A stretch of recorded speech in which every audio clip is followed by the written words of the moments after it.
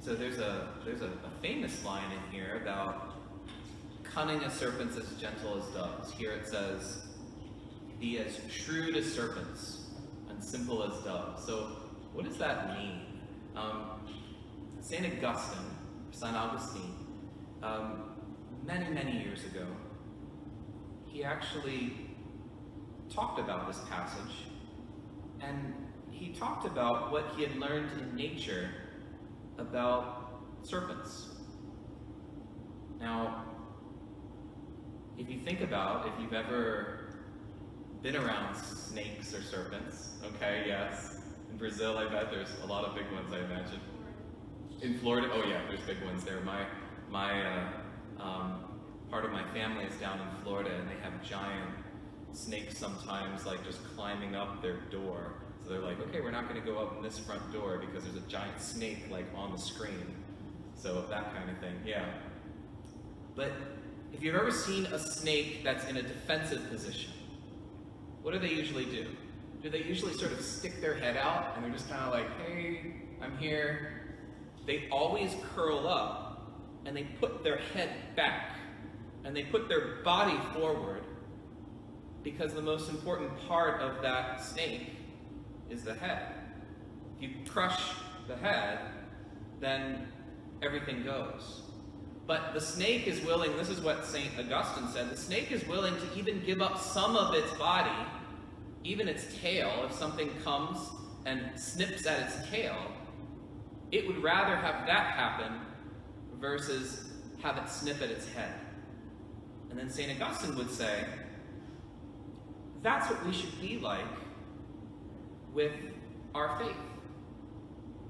To make sure that the core of our faith is always being protected no matter what. And even if other things get snipped away, on some lizards, they can actually grow back. I don't know if you've ever had a lizard that loses its tail. And that's actually a defensive thing for them, because they can lose their tail and then it can grow back. They lose their head and they can't grow back. So St. Augustine said, be willing to sacrifice everything, but don't lose Christ. Be willing to give up all, but if you lose your faith, then everything goes. That's what it means to be as shrewd as a serpent. To look at your life and to say, in my relationships, in my hobbies, in what I do, in everything about my life, are there things that need to go? And am I protecting my faith? Am I allowing that to be right at the very center of everything? Or am I sort of putting that out there to get crushed? What a beautiful moment right now to experience the First Holy Communion of these two children.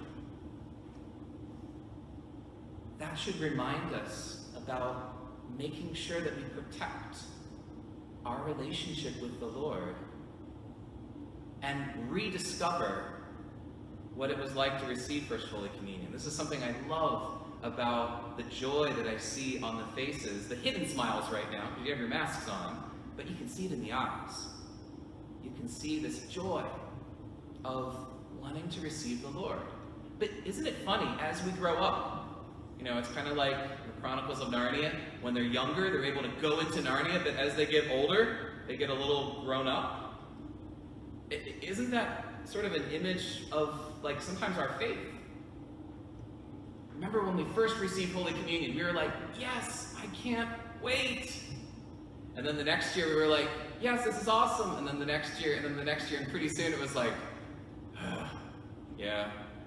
And I see it sometimes when especially the first communicants come forward to receive Holy Communion, they're like, amen. But then as we get older, we start saying, amen, amen, amen. And we sort of lose something. But every time we see a first communicant receiving, it's a summons for us to go back to the core, and to go back to that first love that we had with God in the beginning. Be as shrewd as serpents. Allow the head. Allow your relationship with the Lord, especially in the Eucharist, especially in the sacrament of confession that frees us to experience all the joys of the Eucharist. In baptism, allowing that to flourish as well. In our life in Christ, be willing to sacrifice everything else. But don't lose the head. Because once the head goes, everything else goes.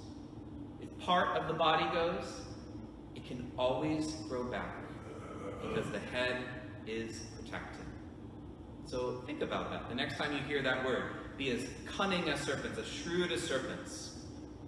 Look to the way that a serpent defends their head and make sure that you're defending Christ in the same sort of way. So that's not a teaching that I made up or came up with. That's actually right from St. Augustine. It shows the witness of these men who lived thousands of years ago. And now they have very powerful teachings for us today.